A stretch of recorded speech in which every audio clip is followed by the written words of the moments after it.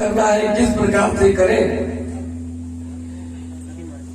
अक्रूर जी को बुलाते हैं, हे गुरु। भगवान के बहुत बड़े भक्त थे अक्रूर जी, सदा भगवत चरण में अपने को लगाए रहते थे, लग रहते थे। सोचते हैं ऐसे आदमी को भेजना चाहिए जिसके द्वारा मंगाने में उन्हें कोई डर नहीं हो, या किसी बात की ऐसी बात नहीं हो जाए जो सोचने लगे हम जाए कि नहीं। इसीलिए उन्होंने अक्रूर जी को चुना भगवान को लाने के लिए। अक्रूर जी दुखी हो जाते हैं ये किस तरह से भगवान को यहाँ लाया जाए। ये पापी कंस इसके मन में एक पड़ा हुआ बात है। आकाशवाणी ने कह दिया था देवी जी के गर्भ से जो 8वां संतान होगा वही तुम्हारा काल होगा। कहाँ है 8वां? देखिए हम लोग एक अष्टयाम करते हैं, अष्टयाम, उसमें 8 कहते हैं, 8 संख्या है। याम माने होता है प्रहर, अर्थात 8वां प्रहर कंस विचार करता रहता है। लेकिन भगवान की स्तुति से ही भगवान सिद्ध प्रसन्न नहीं होते हैं। भगवान अपने चिंतकों के द्वारा कहेंगे, चिंतनों से प्रसन्न भी होते हैं। किसी भी भाव से आज कंस भगवान को अपना दुश्मन समझ रहा है, कृष्ण को, इसी भाव से उसका भजन कर रहा है। भजन का क्या अर्थ होता है? भज धातु से भजन शब्द बना है। भज धातु का अर्थ होता है सेवा, भज सेवायाम। ऐसे परमात्मा उसका जो नाम लेता है, उसका जो चिंतन करता है, उसके लिए जो विचार करता रहता है, यही तो उनकी सेवा है।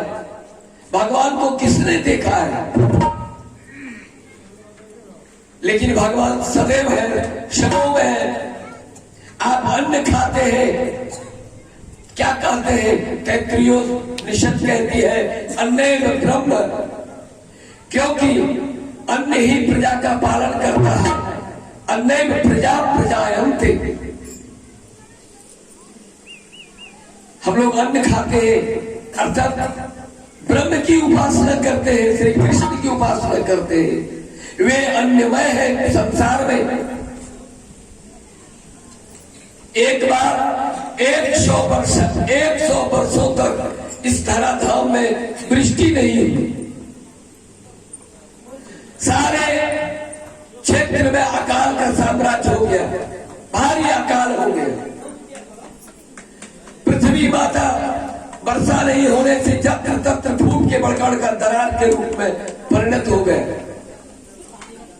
अन्न का एक दाना नहीं हो रहा है, सारे जीव जंतु मर रहे हैं। बड़ा विचित्र परिस्थिति है। ऋषि मुनि तेजहीन हो गए। ऋषि मुनि एकदम तेजहीन हो गए। क्यों हो गए? उस समय में एक दैत्य उत्पन्न हुआ था, उसका नाम था दुर्गमासुर।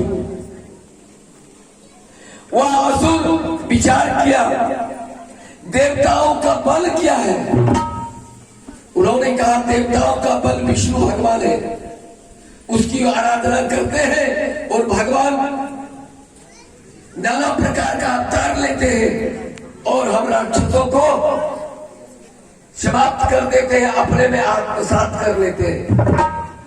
किस प्रकार से भगवान विष्णु क्षय हो जाए, भगवान विष्णु को विनष्ट कैसे किया जाए। ये देवता भगवान विष्णु से परिपालित है, ये देवता कैसे विनष्ट हो जाए। सोचते उन्होंने विचार किया ये यज्ञ जो है जब तक होता रहेगा संसार में तब तक सदा धर्म बढ़ता रहेगा। धर्म की वृद्धि में ये ब्राह्मण सहायक होते हैं। धर्म की वृद्धि में गाय सहायक होती है, वे दूध देती है, उससे हम लोग पंचामृत, दूध, दही, घी से उसका पंचामृत बनाते हैं, भगवान का अभिषेक करते हैं। बदले में भगवान क्या करते हैं? बारिश करते हैं, इंद्र को आदेश करते हैं। अब देखिए, गाय का पल से घी मिलता है, घी बन जाती है, हम लोग हवन करते हैं, उससे धुआं होता है, और वह धुआं से मेघ बनता है, पर्जन्य, और उससे वृष्टि होती है, और इस पृथ्वी को गीली करके हम लोगों के लिए अन्न का आश्रय बनाता है। दुर्गा सोचता है, यदि यज्ञ नहीं हो कहीं, जहां कहीं ज्ञान की कार्य नहीं हो, यदि गाय नहीं रहे, यज्ञ करने वाला ब्राह्मण ऋत्विज नहीं रहे, साधु नहीं रहे, संत नहीं रहे, तो उनका नाम लेने वाला कोई नहीं रहेगा, भूखा मर जाएगा विष्णु, सारा देवता भूखा मर जाएगा। विचार करता है। उन्होंने सोचा इसके लिए सबसे बड़ा कारण क्या है। सोचते सोचते उसके समझ में आ गया, वेद में सारे कर्मकांडों को छिपा करके ब्रह्मा जी रखते हैं, व्यास जी उसमें छिपा करके रखते हैं, इसलिए वेद को चुरा लिया जाए।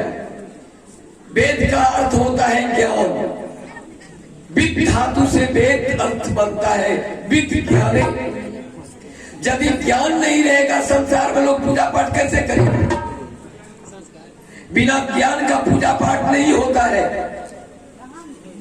अतः उन्होंने वेद को चुरा लिया, अब पाताल में ले जाकर के बंदी बना दिया वेद को। वेद आज बंदी है, संसार में ज्ञान का लोप हो गया, यज्ञ रुक गई, कर्मकांड रुक गया, उन्होंने ब्राह्मण की हत्या आरंभ कर दी, गाय की हत्या करना आरंभ कर दिया। इस कारण से मेघ बरसना बंद हो गया, उसका स्रोत सूख गया, कहीं नहीं कुछ रहा। अब उस दशा को देखकर ब्रह्मा बड़े दुखी हुए। हमारे सृष्टि में सारे जीव जंतु आज भूखा मर रहा है, सबका हड्डी पसली निकल गया था। इसको देख करके ब्रह्मा जी विष्णु के शरण में जाते हैं, शंकर के शरण में जाते हैं। हे स्वामी, हे त्रिदेव, हम लोग मिलकर इस प्रजा का क्या करें? प्रजा बड़े दुखी है, अन्न नहीं मिल रहा है, किसी को भोजन नहीं मिल रहा है। सभी मां जगदम्बिका का आराधना करते हैं। पराशक्ति जो सबों के अंदर, अरे अन्न खाते हैं उसे तुरंत शक्ति होती, वह शक्ति ही जगदम्बा है।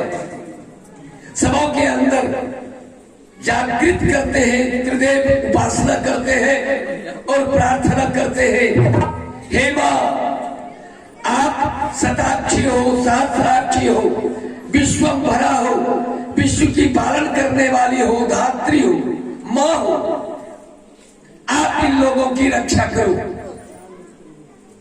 महामाया का प्राकट्य होता है। उन्होंने जब देखा इस सृष्टि में ऐसे दुखी लोगों को, एकदम भूख से जर्जर अवस्था बना हुआ, ऋषि मुनि सोए हुए, सब हड्डी पसली निकला हुआ है, बड़ा विचित्र अवस्था है। मां जगदम्बा सोचती है और उसके शरीर में हजार हजार आंख हो जाता है, हजारों आंख से अश्रुधार बहने लगता है अपने संतान की दुर्दशा देखकर। और अश्रु क्या है? जल। ये सारी पृथ्वी मां के आंसुओं से पट गया, उससे एक पौधा आदि आदि निकला, शाक। आप लोग शाक का बनाते हैं, शाक को उसमें जो जरा भी अधिक नमक दीजिएगा तो नमकीन हो जाएगा। वो शाक मां के नयन अश्रु से निर्मित है और सभी उस साग को खा करके संसार परिपूर्ण हुए। उस दिन से मां का नाम हुआ शाकंभरी। सप्तशती में आया है शाकंभरी की विख्याता जदायास्याम्यहं भूमि। वे संसार में शाकंभरी नाम से प्रसिद्ध हुए और उन्होंने अपने माया से मोहित करके उस दैत्य को पाताल में बांध कर वही उसको अपने में आत्मसात कर लिया, अर्थात सदगति प्रदान किया उस दैत्य को और वेद को ला करके संसार में सबों में बांट दिया ज्ञान को। सभी ज्ञान पुरस्कार कार्य करने लगे। उसी दिन से मां का एक नाम हुआ दुर्गा, क्योंकि दुर्गासुर की को उन्होंने सदगति प्रदान कर दिया, उसको अपने में आत्मसात कर ली माता, उनका नाम हुआ दुर्गा। और वे दुर्गति दूर करने वाली है, इसीलिए दुर्गे दुर्गति नाशिनी। हे मां दुर्गा, आप दुर्गति नाश करने वाली है। आज हम लोग उस रूप से स्तुति करते हैं। उस दुर्गा ने कंस को कहा, हे कंस, तुमको मारने वाला कहीं है। उस दिन से कंस सोचता है ये संसार में एक अक्रूर जी के सिवा कोई नहीं है जो भगवान को मेरे समीप ला सके। देखिए, भगवान को लाने के लिए भगवान का भक्त का खोज होता है। सदा आप लोग गायन करते हैं, भक्त लोग हमारे भगवान का गायन करते हैं। हे प्रभु, मेरा दुख दूर करो। हे प्रभु, मेरा ही नहीं, आपके हम सभी संतान हैं, हमारी दुख दूर कीजिए। और आपके उस भजन को सुनकर भगवान प्रसन्न होते हैं। वह ध्वनि कभी, जो भी ध्वनि हम लोग करते हैं उसका नाश नहीं होता है। सारी ध्वनियां इस मंडल में, आकाश मंडल में विराजमान है और प्रभु उसको सुनते हैं। मेघ के रूप में सुनकर के बारिश करती है, अन्न के रूप में धराधाम से उत्पन्न होकर हमारे पास आती है। ऐसे हमारे दयालु प्रभु को लाने के लिए अक्रूर जी को भेजते हैं। अक्रूर जी बहुत सोचते विचारते और ब्रज में जाते हैं। हल्ला हो जाता है ब्रज में, आज मथुरा से एक आदमी आया है। सभी गोपियां घेर लेती है उनको, तुम कहाँ आए हो? अब क्या जवाब दिया अक्रूर? बोले, हम थोड़ा भगवान का, कृष्ण का दर्शन करने आए हैं। आहा, बड़ा अच्छा है, कृष्ण हमारे बड़े अच्छे हैं। नंद बाबा के घर में जाते हैं। अब कैसे कहें, भगवान आपको कंस ने निमंत्रित किया है, वहां एक यज्ञ रखा है आपको मारने के लिए, उद्देश्य आपको मारने का है, आपको क्षति पहुंचाने के लिए आपका है यज्ञ। सोचते हैं, कह नहीं पाते।